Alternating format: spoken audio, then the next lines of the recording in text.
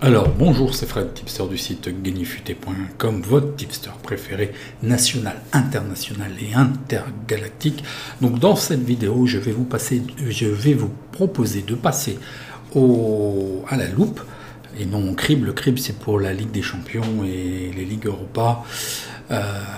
Donc à la loupe, les matchs du 17, 18 et 19 de la Bundesliga, la 5e journée.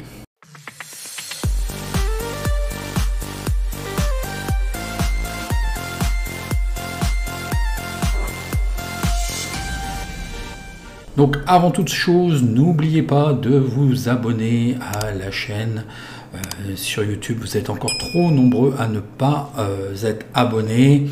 Je répondrai à vos questions en commentaire. N'oubliez pas votre petit like, c'est très important pour la chaîne. Abonnez-vous aussi sur les réseaux sociaux, sur Instagram, Facebook et Twitter, surtout Twitter, puisque c'est assez réactif et lorsque je poste quelque chose, vous êtes tous à le recevoir, ce qui n'est pas le cas avec Instagram et Facebook. Il faut que je paye pour être visible.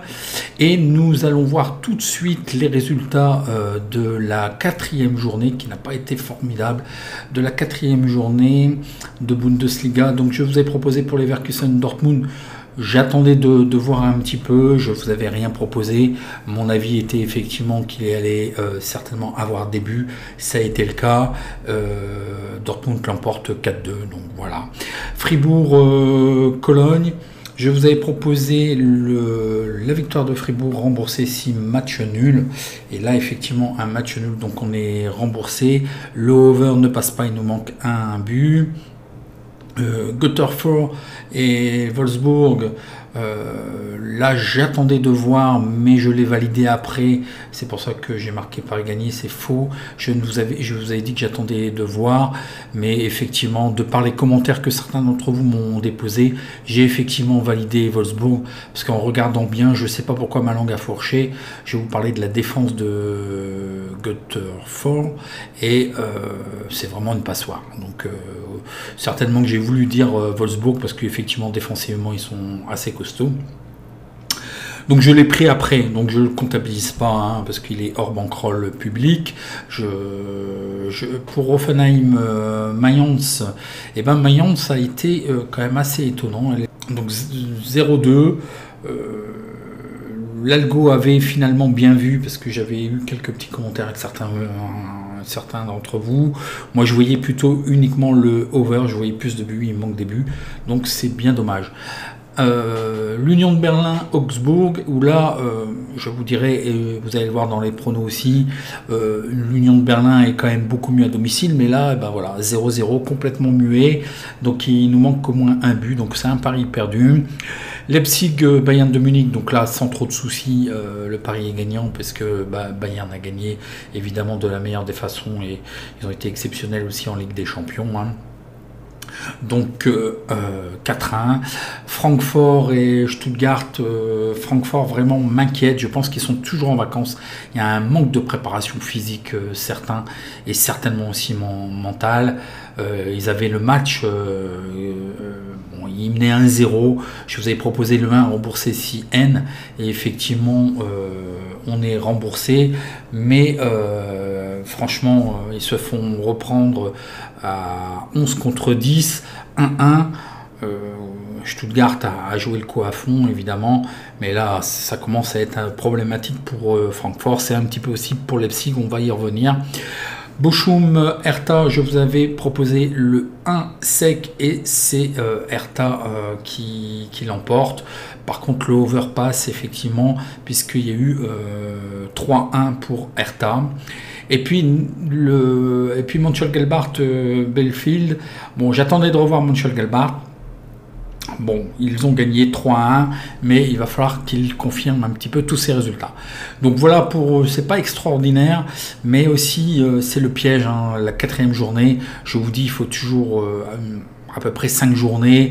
Et au niveau des joueurs, il faut 5 à 6 jours de préparation physique pour qu'ils donnent vraiment le meilleur d'eux. Donc on va voir sur les pronos que je vous propose. Donc le premier match est Hertha c'est un match avancé pour le 17 septembre. Alors attention, là je prends en compte, on est le mercredi 15, c'est parce que je dispose des codes de pratiquement l'ensemble des matchs et il faut que j'avance pour le week-end, sinon techniquement ça serait pas possible que je sorte toutes ces vidéos. Bundesliga, j'ai pratiquement toutes les cotes, mis à part les 3 derniers matchs, mais abonnez-vous sur Twitter et je verrai pour communiquer les cotes et confirmer comme je l'ai fait sur l'ensemble des réseaux sociaux. Mais Twitter me semble quand même beaucoup mieux. Un match avancé et puis il y a encore 3 matchs qui seront un petit peu décalés, donc on verra ça, hein. Donc allez, on va commencer tout de suite par Hertha Göteborg et nous allons voir le face-à-face. Donc voilà, Hertha vient de renouer avec la victoire et Göteborg semble effectivement très problématique au niveau défense. Ils encaissent effectivement beaucoup de buts.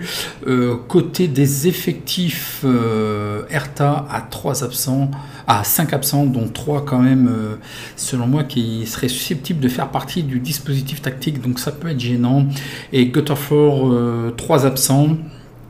Est-ce que j'ai des petites stats intéressantes? Hertha n'a pas perdu dans 6 des 7 derniers matchs à domicile de toute compétition confondue. C'est vrai qu'Hertha, il me semble mieux à domicile. Par contre, ils ont gagné qu'un seul match lors des 6 derniers matchs. C'est vrai que ça fait peu. Et il y a eu plus 2,5 buts dans les 5 derniers matchs de Bundesliga et ils concèdent en moyenne 2 buts.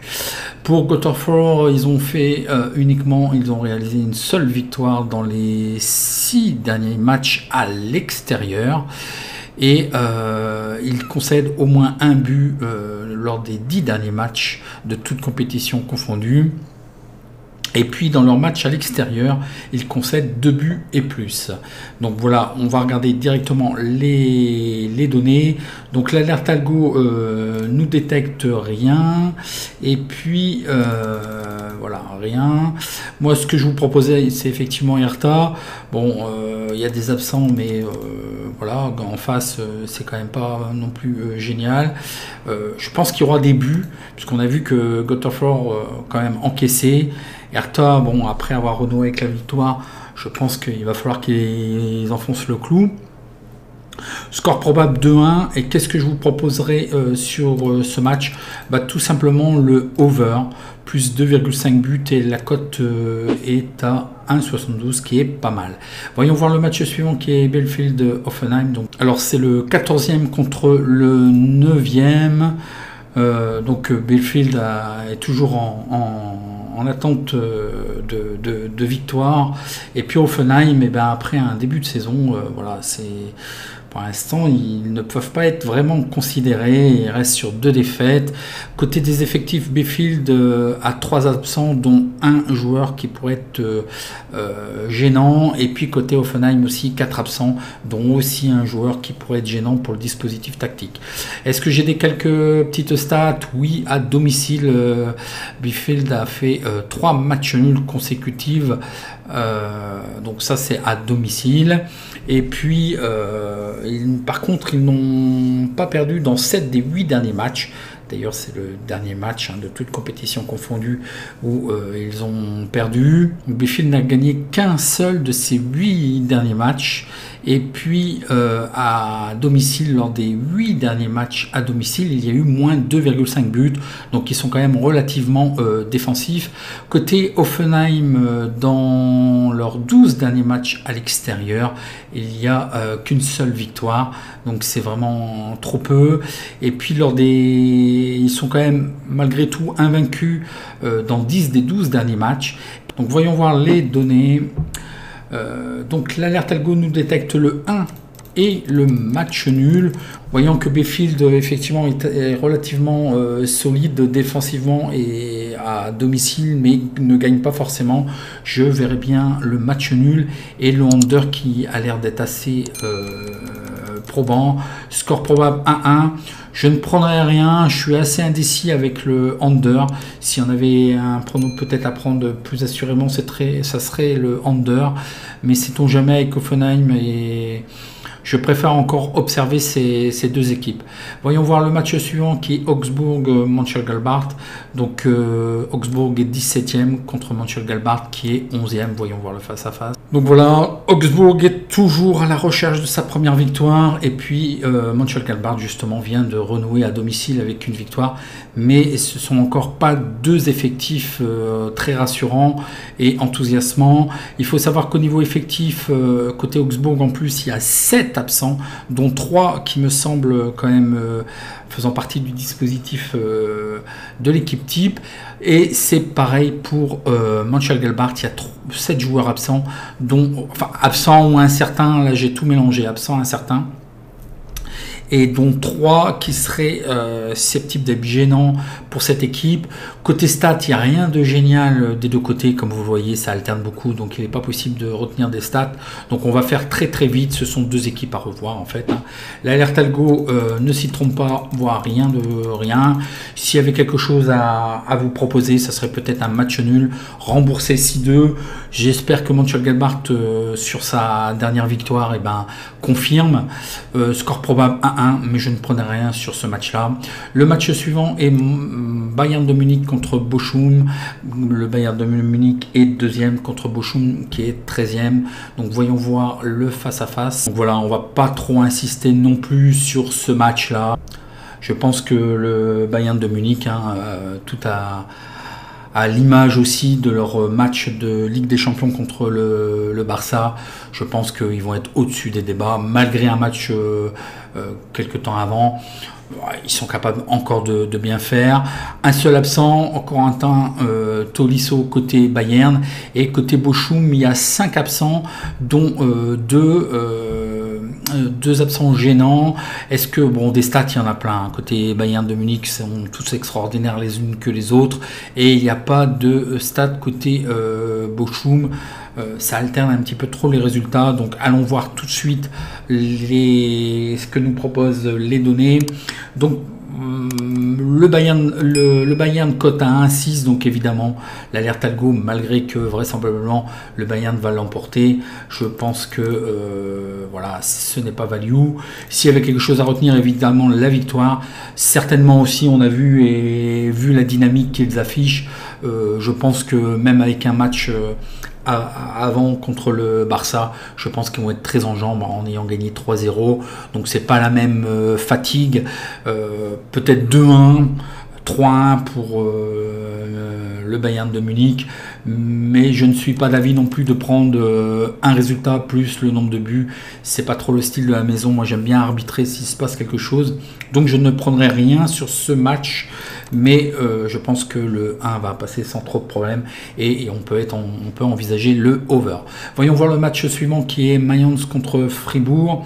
Donc Mayence est 4e et Fribourg est 5e, donc ça risque d'être un match quand même assez serré. Voyons voir le face-à-face. Donc deux belles équipes assez régulières et qui ont bien commencé, et Mayence confirme en fait ses bons derniers résultats en ayant encore gagné contre Hoffenheim à l'extérieur.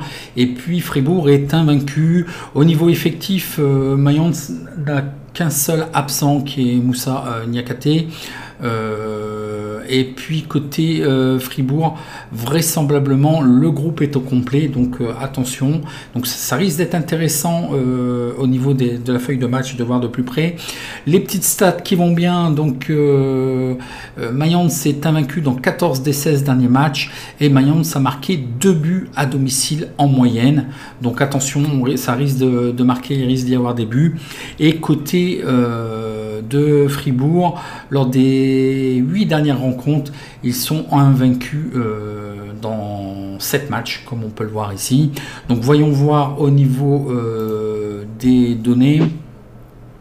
Donc l'Alert Algo nous détecte le match nul, ce qui est effectivement loin d'être bête, et le under a une cote value à partir de 1,76, vraisemblablement on nous le propose à 1,90, donc ça risque d'être value.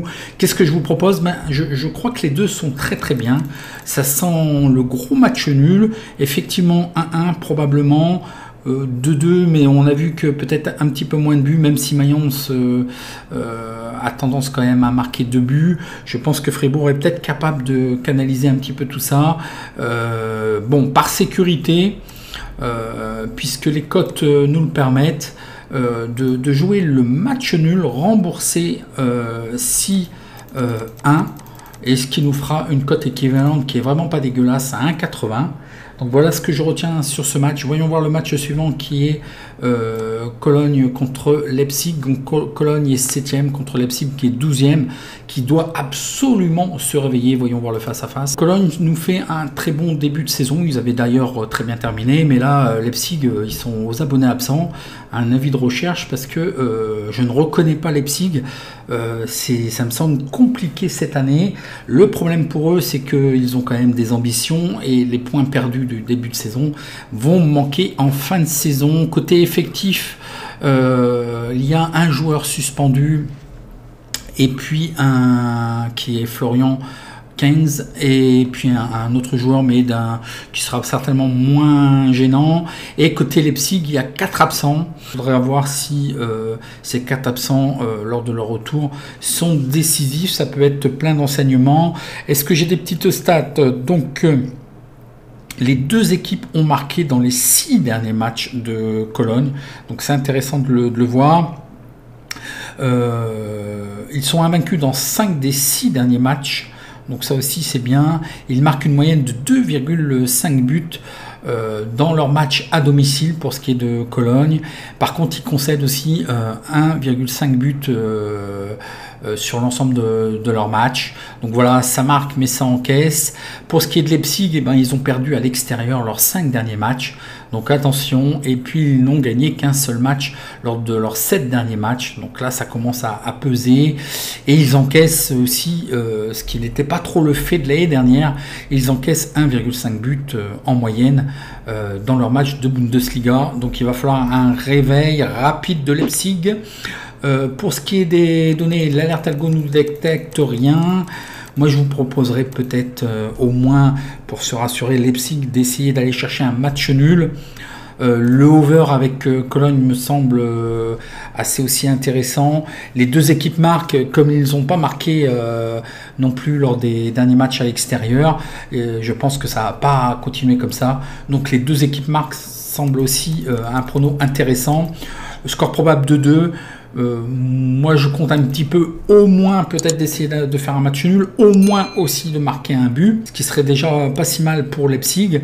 Et puis on a vu que Cologne vraisemblablement marqué, donc je vous propose assurément le over, le BTS, les deux équipes marquent, et la cote est intéressante à 1,50. Oui, bon, c'est un petit peu faible, mais je pense qu'on ne doit pas trop prendre de risques, et je ne vois pas pourquoi Leipzig ne marquerait pas au moins encore sur ce match-là. Donc il faut vraiment un réveil.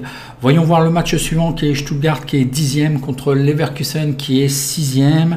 Donc voyons voir le face-à-face. Donc rien de rassurant côté Stuttgart. Bon, il y a un seul match nul contre Francfort.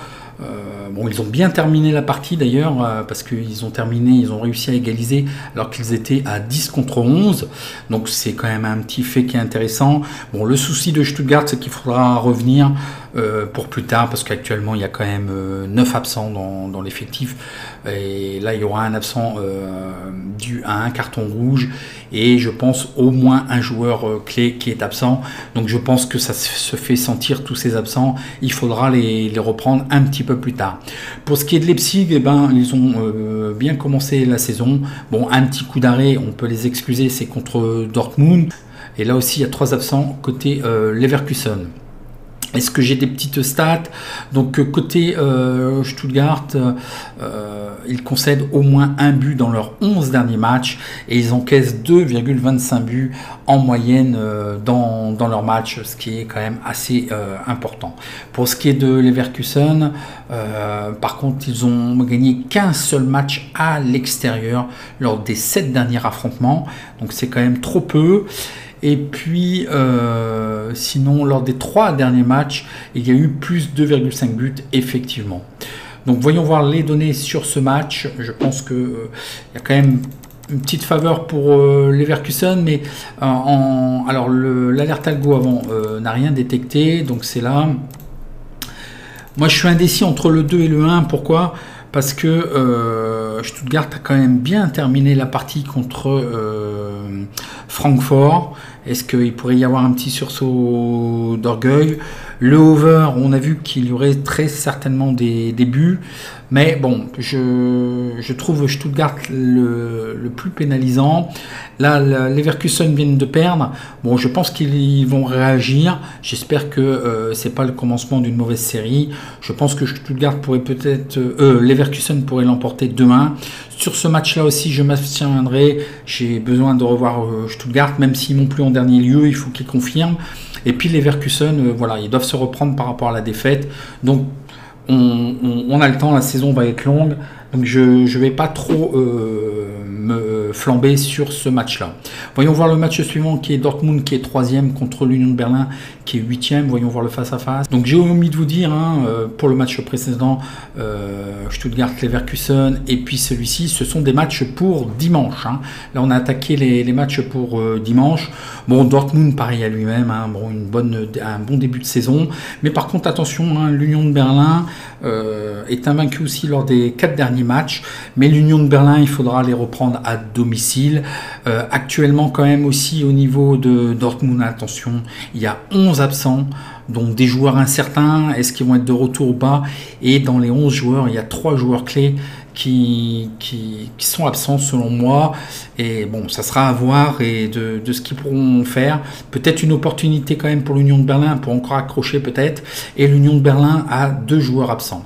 Donc voyons voir les petites stats. Donc côté Dortmund, ils n'ont pas été battus dans les 14 derniers matchs à la mi-temps, donc ça c'est bien. Ils sont invaincus aussi dans 12 des 14 derniers matchs. Les 2 équipes ont marqué dans les 7 derniers matchs de Dortmund, donc attention, ils marquent mais ils encaissent. Ils ont remporté aussi leurs 6 derniers matchs à domicile, ce qui est pas mal, et puis dans leurs 53 derniers matchs, ils ont, de toutes compétitions confondues, ils ont toujours marqué au moins un but. Il y a eu plus 2,5 buts lors des 11 derniers matchs de Dortmund, donc ça risque de claquer, il risque d'y avoir des buts malgré les absents. Côté l'Union de Berlin, lors des 9 derniers matchs de Bundesliga, ils sont invaincus, donc c'est quand même costaud et honorable. Ils sont aussi invaincus dans 18 des 21 derniers matchs, donc c'est solide. Par contre, cette équipe ne gagne pas forcément et il n'y a qu'une seule victoire sur les 11 derniers matchs. Et puis, ils ont malheureusement un peu trop l'habitude de concéder au moins 2 buts lors de leurs matchs à l'extérieur. Mais je vous dis, l'Union de Berlin, il faut les revoir à domicile. Donc, je pense que ça va être encore difficile. Alors, il faut voir par rapport aux absents aussi de Dortmund. Et puis, les échéances de Ligue des Champions, un match tous les 3 jours, l'Union de Berlin pourrait peut-être en profiter. Donc, c'est à prendre avec des pincettes. Donc, je n'ai pas les cotes sur ces matchs, ni le match précédent que je vous ai dit, Stuttgart-Leverkusen. Donc, aussi, j'attends de voir. Bon, je pense que le Borussia Dortmund devrait l'emporter. Peut-être assuré avec un remboursé Sienne. Par contre, il faudrait voir la cote, mais je pense que la cote sera très minime. On peut s'attendre à des buts, donc le over sera certainement opportun. Score probable 2-1, effectivement, ça a l'air d'être dans les ratios de l'Union de Berlin. Est-ce que l'Union de Berlin pourrait profiter un petit peu d'un match tous les 3 jours de Dortmund et puis de nombreux absents pour aller chercher le 1-1 par exemple, un petit match nul? Donc j'attends de voir, pas de précipitation non plus. Je verrai par rapport aux cotes. Abonnez-vous sur Twitter et sur les autres réseaux sociaux, je mettrai une petite alerte, mais je pense que je vais observer pour l'instant ce match et je ne prendrai rien. Voyons voir le match et le dernier match de Bundesliga. Wolfsburg qui est premier, qui m'a déçu un petit peu contre Lille. Je pensais qu'ils allaient surcoter Lille, mais tant mieux pour le club français. Et puis contre Francfort qui m'a aussi déçu en dernier lieu, 15e. Donc ils sont toujours pas réveillés et vraiment là ça commence à prendre une tournure inquiétante. Voyons voir le face-à-face. Donc voilà, un très beau début de saison, hein. Il n'y a rien à dire Wolfsburg. Bon là, un petit coup d'arrêt contre Lille, tant mieux pour Lille. Ils y sont peut-être allés, Wolfsburg, la fleur au fusil, en pensant c'est le problème souvent de club, hein, en pensant le gagner avant de le jouer. Et ben bravo à Lille qui ont tenu. Et par contre, Francfort, voilà, repart sur une série de matchs nuls. Je pense qu'ils sont toujours en vacances. Ils avaient le match gagné à 10 contre 11 contre Stuttgart. Ils menaient 1-0 et en toute fin de match ils se font reprendre. Il y a un problème mental, ils ont besoin de points, on ne peut pas perdre dans les 10 minutes comme ça le match, donc voilà. Et en plus à 11 contre 10, c'est un petit peu honteux à ce niveau-là, avec les ambitions qu'ils devraient avoir.